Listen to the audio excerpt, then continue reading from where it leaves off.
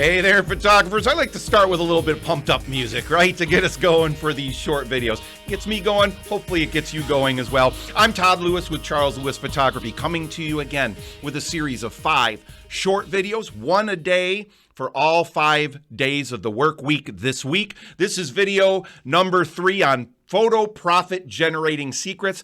Remember, please, watch these in order. Very important because they're capitalizing on what was covered in the previous video. These are done as steps for a reason. So if you have not watched videos 1 and 2, stop right now, go to the YouTube page, watch those first, then come back to this one. They're short. They're 3 to 5 minutes, maybe a little bit more sometimes, depending on what's being covered there. Okay, but I'm keeping these nice and short because, again, the goal here is to practice the principle of CANI, constant and never-ending improvement, C-A-N-I, which I learned from Tony Robbins. Taking small steps every day to improve in the areas you most want to improve on, and that's where lasting change comes from.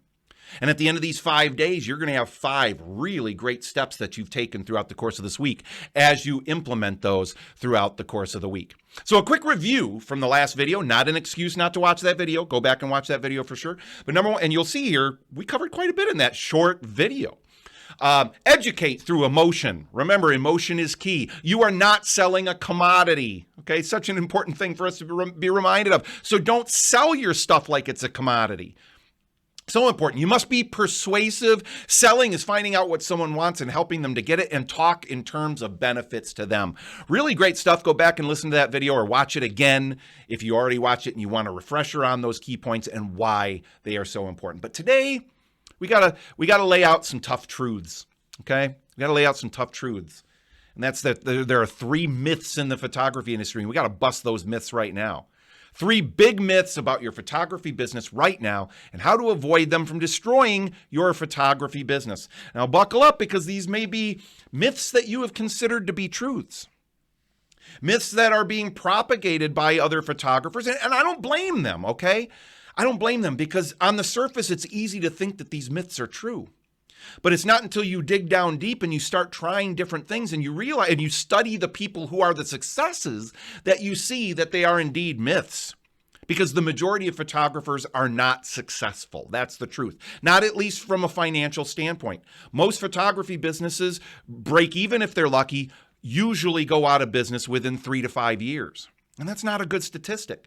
So you want to make sure that you're studying from the people who know what they're talking about and that have proven that this stuff really works. And that's where these myths really start to crumble. Now, the first of these 3 big myths is if my photography is good enough, it'll sell itself. You know, that myth was never true in all the history of photography, okay? Even at the very beginning of the history of photography, okay? At the, the turn into the 20th century and even a little bit before where there were hardly any photographers, even then that wasn't true. Because the truth of the matter is everybody's got a lot of things going on in their lives and they're not living and breathing photography. And certainly right now, where there are more photographers in the world than there have ever been in the entire history of humankind because everybody's got a camera in their pocket. Doesn't mean they're a good photographer. Doesn't mean they're going to create great photographs. But everyone now is a photographer of some sort. So it doesn't, and even the ones who are really great, I know a whole lot of photographers who are phenomenal photographers that are starving, that are barely able to make ends meet. And then conversely, there are lots of photographers out there that are, in my humble opinion, and it's purely subjective, that are at best mediocre, that are making great livings, $100,000, $200,000, $300,000 a year, all from photography. Why is that? Because it doesn't matter how good your work is. Yes, okay, I don't want to say it doesn't matter. The better your work is, the better chance you have of being successful, because when you implement these other things that guarantee success, now your photographs are great as well, so it just makes it that much easier. But truly, it is not the most important thing. All right. What really matters is how good are you at marketing and selling. So I want you to start thinking of yourself not as a photographer anymore, but thinking of yourself as a marketer and seller of photographic services, because that is truly what you are at the core. The second big myth, it's another big one. Boy, depending on what generation you are or what generation your parents were, this might have been drilled into you at a very young age. Hard work, if I work hard enough, and long enough, success will be mine. Just get out there and hit the pavement. Work hard. Just work hard. And there is a lot to be said for having a good work ethic. Absolutely. And it does take work. It does take effort. But more important than working harder is working smarter. That's where the success comes from. Truly. Is not from working harder, not working longer hours, not working sun up to sundown and then even into the wee hours of the night. It's about working smarter. And that's why I think you're watching this video series, I hope, is that you want the ideas from people who know what they're doing, that have implemented these things over the course of decades and seen them work time and time again. So much of what I'm talking about doing here in these videos are things that worked 10, 20, 30 years ago and work just as well today as they did then. Now, why is that? When it seems that so much in the world and in the photography industry has changed with technology and the population growing and the ability to send information at the drop of a hat all over the world. Why is it that these things don't change? Because they're rooted in human psychology, and human psychology doesn't change. All right, so it's not about working harder, it's about working smarter. Then myth number 3, if I keep my prices low enough to compete with all the other photographers around, I'll have lots of business. I just gotta be cheap. I gotta be inexpensive. My photography will be great. I don't want my photography to look cheap, but I gotta be cheap, because if I'm cheap, then I'll just have a flood of clients. Total myth. Total myth.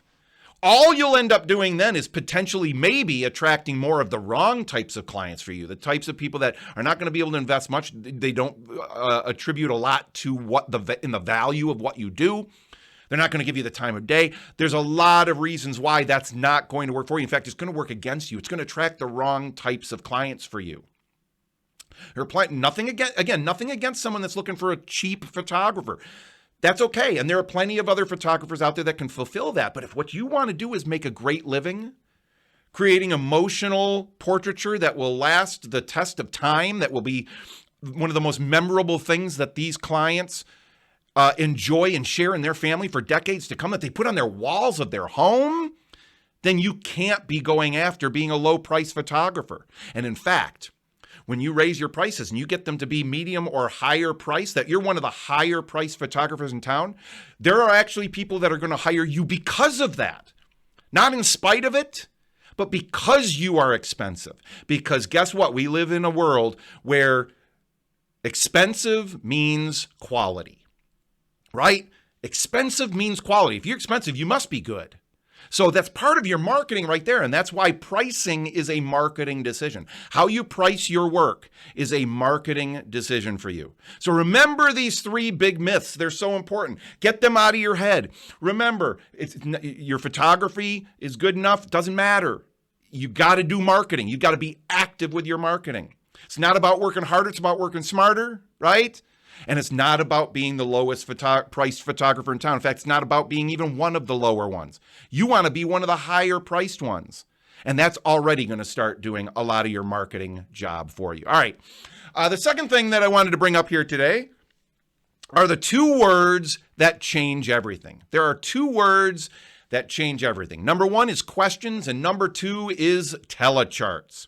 Now, what I mean by this is, number 1, if you want to be a great salesperson, a marketer and seller of photographic services, then you got to be great at asking questions.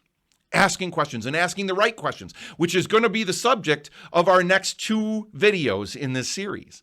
Is what questions do you ask? How do you ask them? How do you build that rapport? How do you respond when they give you a stall or an objection? Those are all going to be coming up.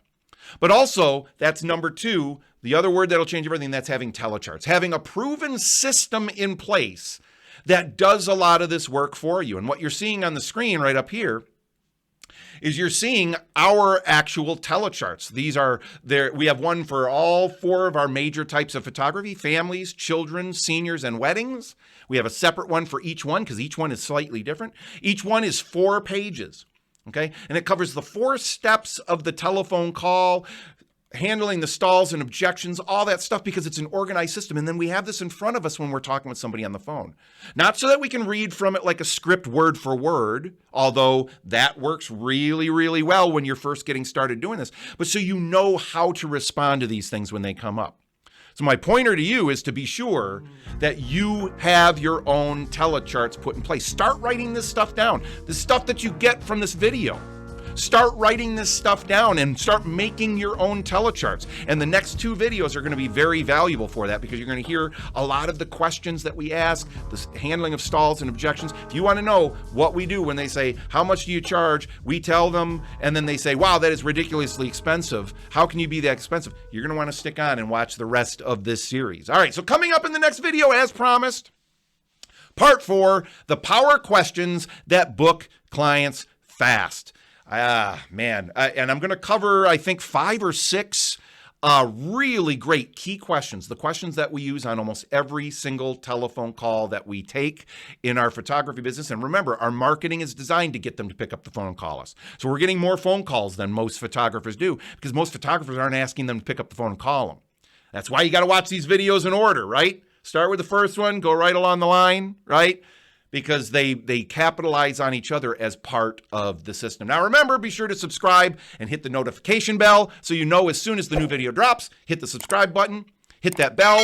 You'll be notified. Watching these on YouTube is the best way to go. I'm not even sure if I'm going to be sharing these somewhere else or not yet. I don't know. But YouTube is the place to get these, and you'll be notified as soon as the new video comes out. I can't wait to cover the next one for you, and have a great day. Talk to you again tomorrow. Bye-bye.